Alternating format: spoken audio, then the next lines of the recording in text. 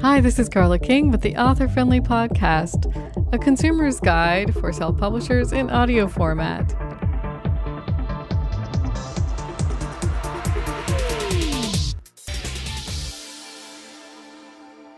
Having a podcast edition, in almost all cases, juices sales both of the ebook and the audiobook. Today we'll be exploring an ebook publishing service called Scribl, that's Scribl, whose motto is find the right books, pay the right price.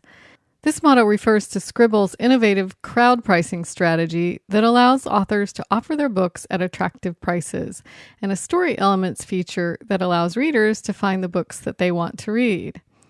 Scribl also provides ebook distribution to all the usual places, and they also help you distribute your audiobooks. We'll be talking with Colin Higbie. He's the chairman of Scribliotech Incorporated, the company that produces Scribl, which is based in the greater Boston area.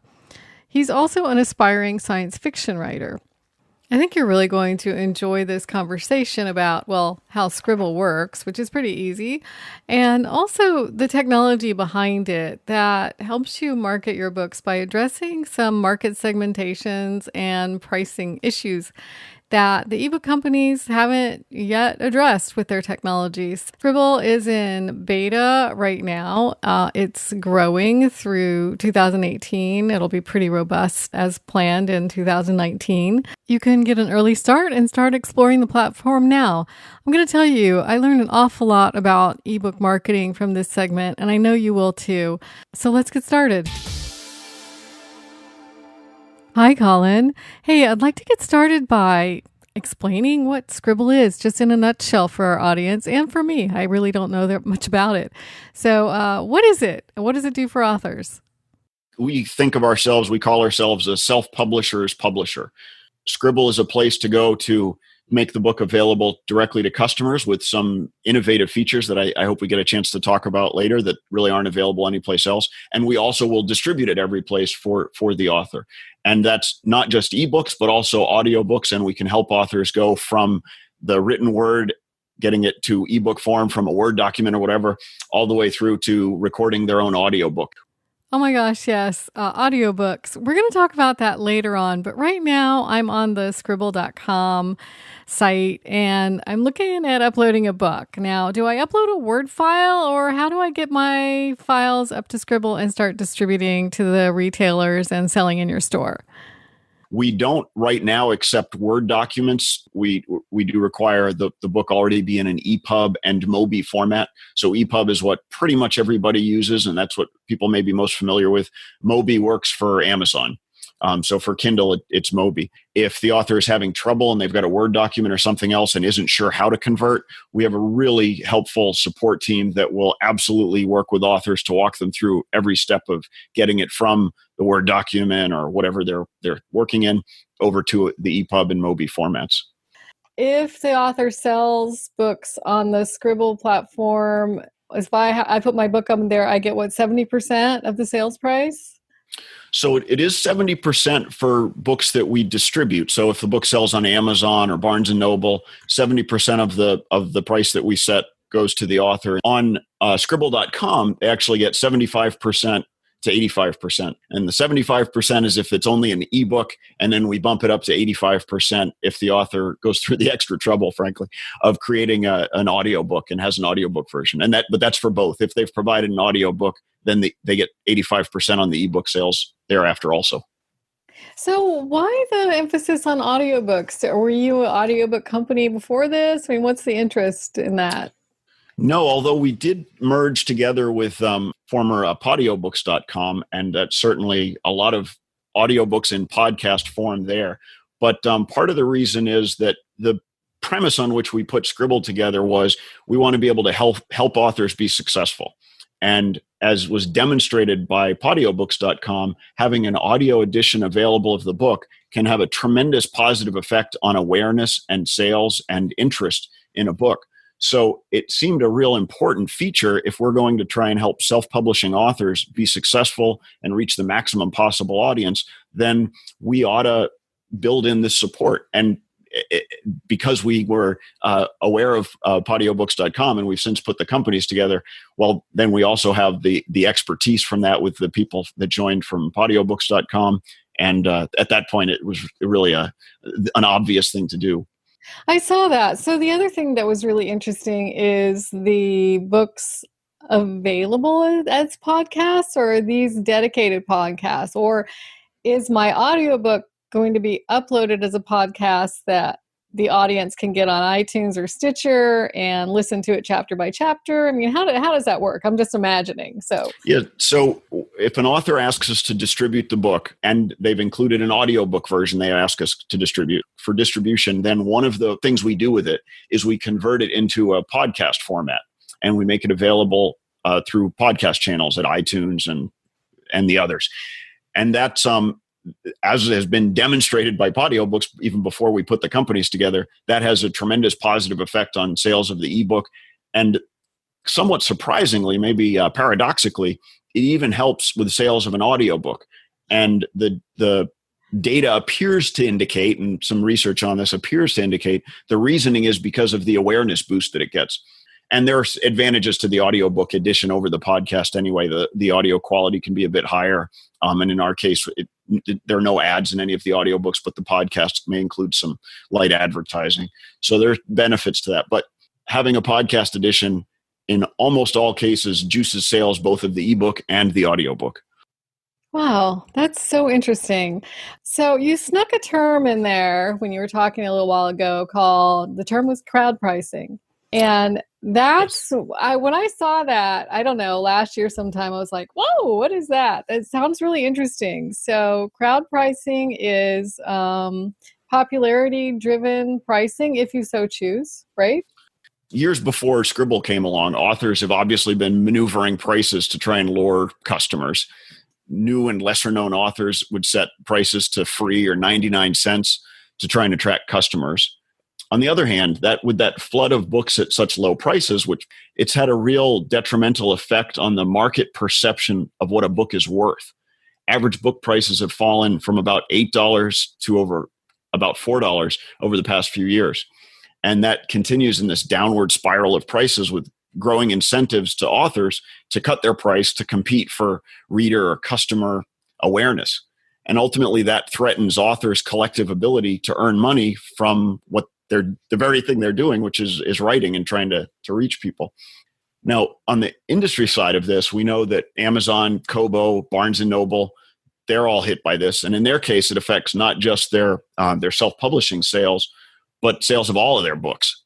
And for them, this is a disaster in the making. And they've tried to address it by setting sort of an arbitrary price floor of $2.99. So anything below that, Amazon and Kobo will cut the royalties that authors get from 70% down to 35%. Barnes & Noble goes from 60 or 65 down to 40%, I believe. So this has definitely slowed the falling of book prices, but it's not helping new and underpublished authors who are really just struggling to reach readers and have a reasonable expectation to get a fair share of their price, even if they do use that promotional pricing below $2.99.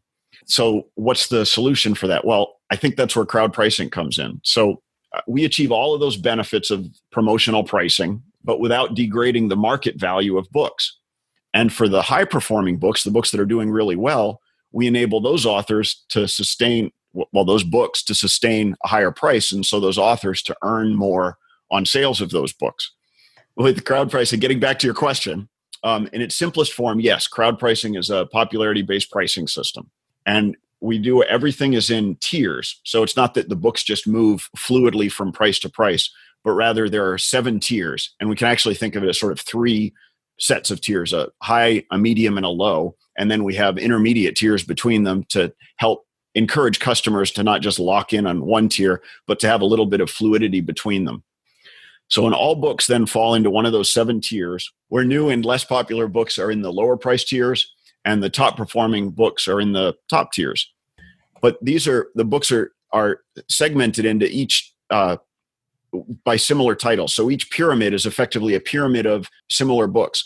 So we're not trying to mix, for example, a book about, say, a wonderful biography about a programmer and pioneer for women engineers, Admiral Grace Murray Hopper. It may be a fantastic book and inspirational, but that's just not going to be probably as popular as say a dystopian book about teens, thanks to the tremendous popularity of books and movies made from them, like The Hunger Games and Maze Runner and Divergent. Our crowd pricing pyramids are specifically about similar titles so that we're not comparing those with each other. And the more titles we get, we actually subdivide the pyramid. So over time, and the more titles we have, actually the tighter the books are in terms of similarity in those crowd pricing tiers. So for customers, this builds trust because the prices aren't set arbitrarily. They're set based on the purchase patterns of fans of similar books. And if a book has a higher price, that's because fans have valued it as a better, and I realize that's a very subjective term, but a higher quality, or they liked it more than similar titles.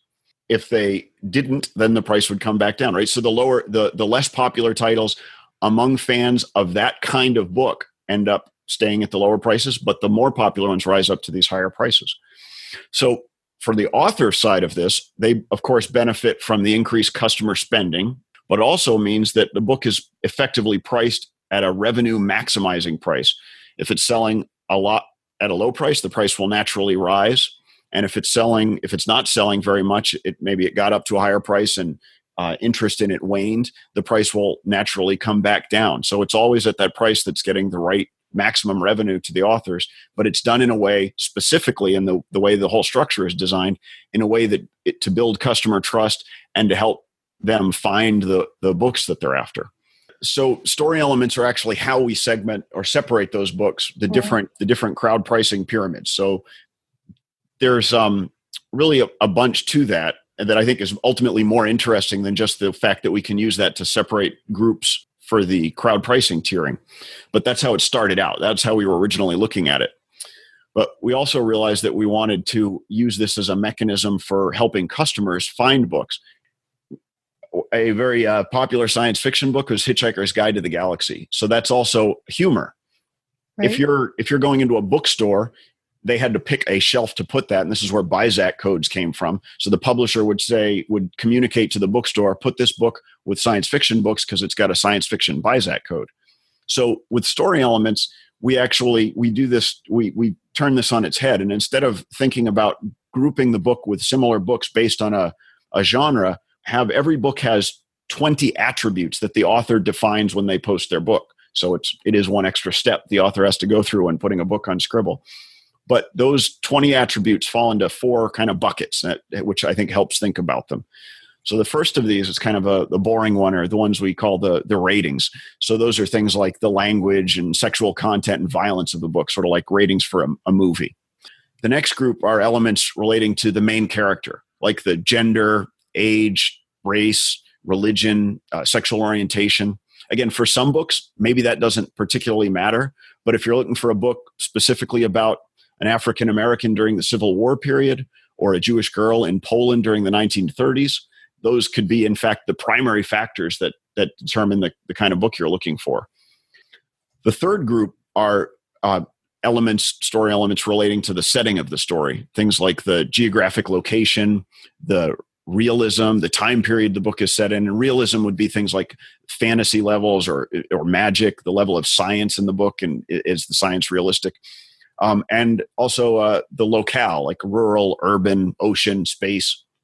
And the last group of story elements are the ones we call the mood elements. So these include, is there romance in the book, and how significant is it? How much humor? Are there mysteries to be solved in the book? What's the pacing? Are there political themes that the book is trying to tackle? And what's the author trying to inspire the reader to feel? Fear, inspiration, uplifting, dread. So there are a variety of options for all of those. And so for every book, because the author specifies these things, you can now have a book that is specifically set in space and it's funny, like Hitchhiker's Guide to the Galaxy, without the book just being set on a science fiction shelf.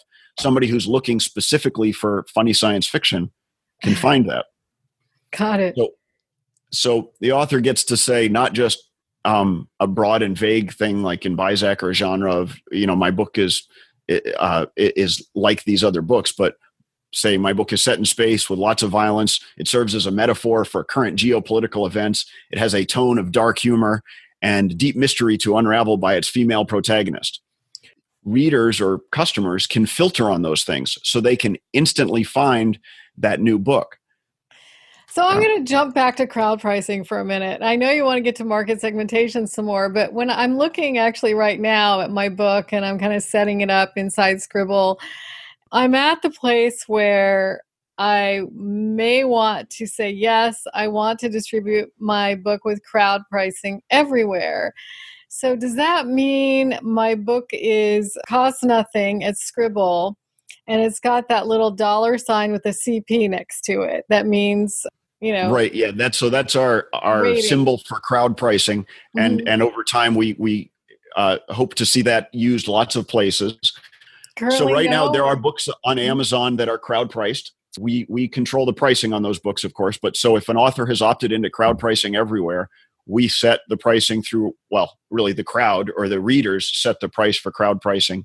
And then we're able to have it at that price every place. Say an author were to set the same price as we would set in crowd pricing, or a publisher, whether that's 99 cents or $9.99, if the customer doesn't know that it's crowd priced, the price doesn't really have the same value communication.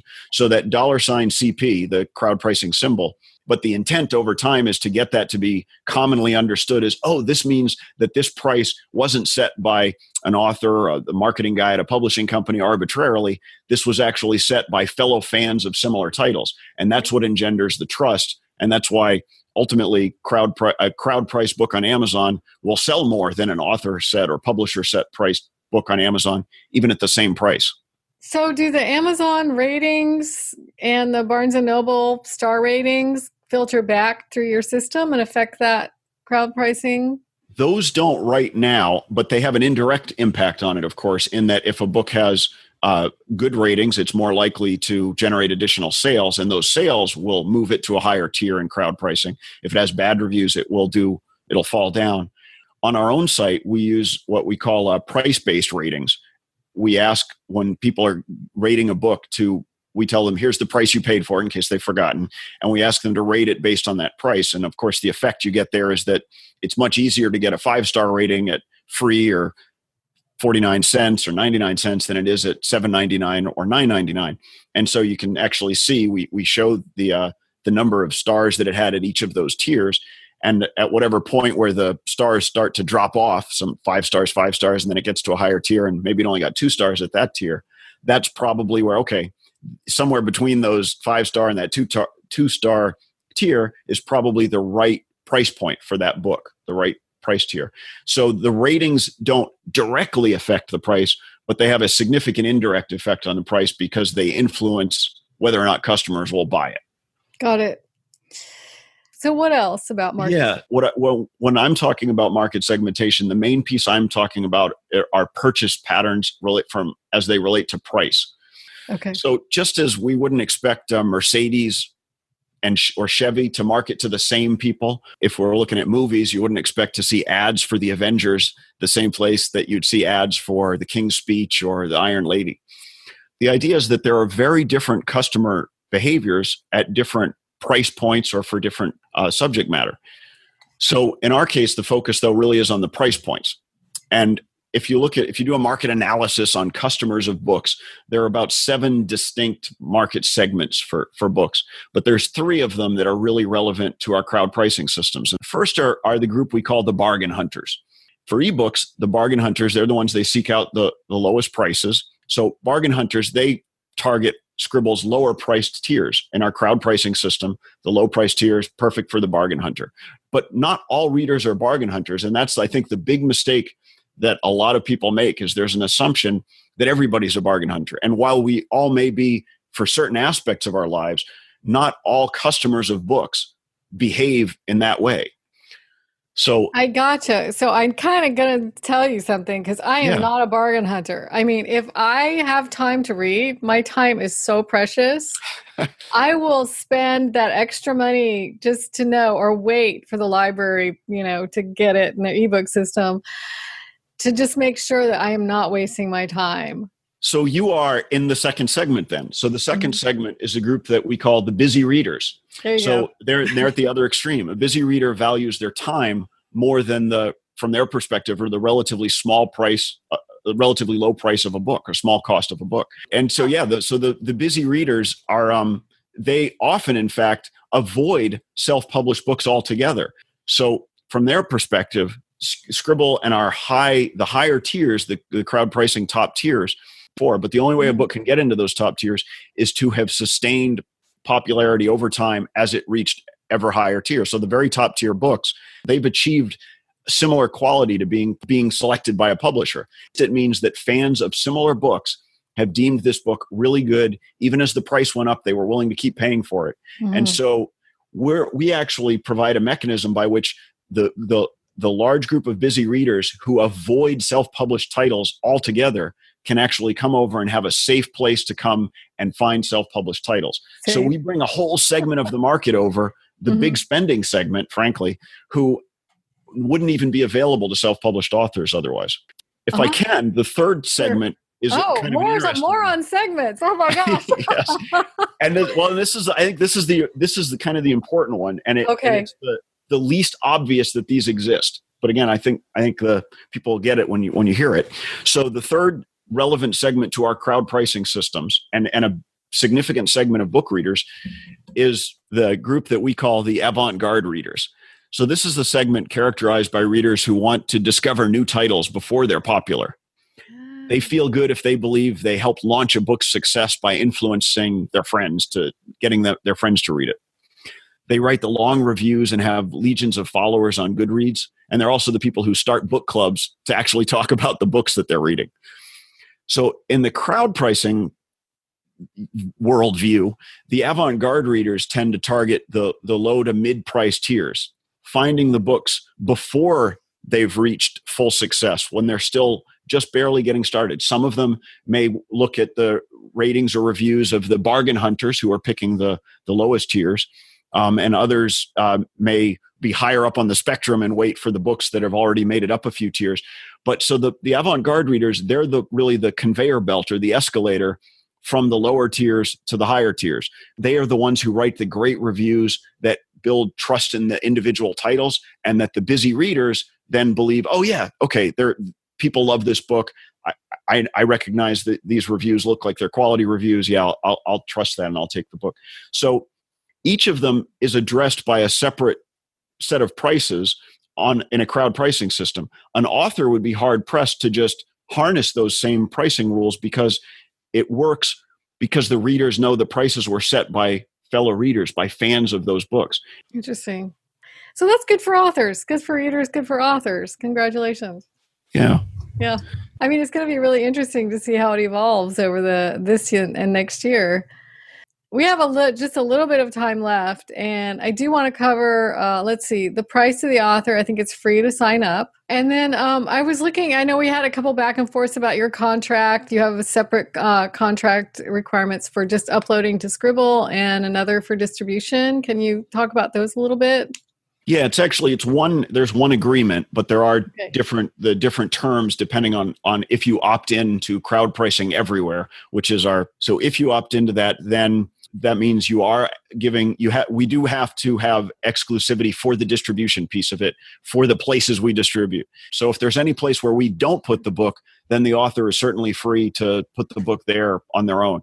So that would include the author's own site, or if I think we hit pretty much all the sites that sell books, but if there's any we don't, then the author could go to that directly. Sure. Okay. So is there any period of time that you require exclusivity? Yeah, so that we do a 9-month period on that, and we figure that covers that helps gives us a chance to prove that we're doing our jobs, that we're helping the book sell, and also for a shorter period of time, it can just take time for things to build up. So this gives us a way to do that and get our costs back for what we're doing. just to get this whole system ramped up. Yeah. Coolo. Let's see what else. We have covered a lot. Wow. I'd like to throw in, just to clear up my own point there. Okay. There is no lock-in period if you only put the book on Scribl.com. Got it. How long have you been in the publishing arena? With Scribl or before? My interest in founding Scribl with a team of other people who certainly know more about the publishing space than I do was as an aspiring science fiction writer, of which there's nothing out there that I've ever written, but I want to be an author, right? It's a personal interest of mine. But my background is in marketing and price-based marketing in part, which is how we built the crowd pricing system, and digital content marketing in general, including music and apps and other things, in addition to ebooks and audiobooks.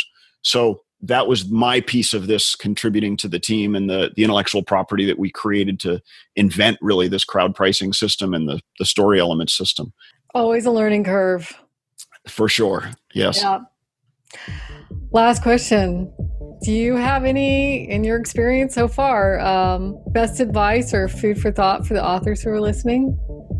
Well, if it's not too self-serving of me to suggest, I would say authors please write great, compelling stories and then self-publish them through Scribl. You can focus on your writing, and Scribl can take care of setting the price, distributing it every place for you, and with the story element systems, making sure that the readers who are most likely to like it are the ones who find it right away. Great. Colin Higbie, thank you so much for joining us. Thanks so much, Carla. So that's it for now. I hope you'll listen in on the next episode of the Author Friendly Podcast. You can find the show notes at www.authorfriendly.com, and you'll also find links to places you can find me on the socials. Also, free resources like my Consumer's Guide for Self-Publishers with reviews of all the tools, services, and products you'll hear about on this podcast. And hey, if you like the podcast, I'd appreciate a quick or a detailed review on iTunes or Stitcher. It helps a lot to float the podcast to the top so more authors can find it. All that and more on authorfriendly.com, and a preview of what you'll hear next week too. Signing off till then, thanks for listening.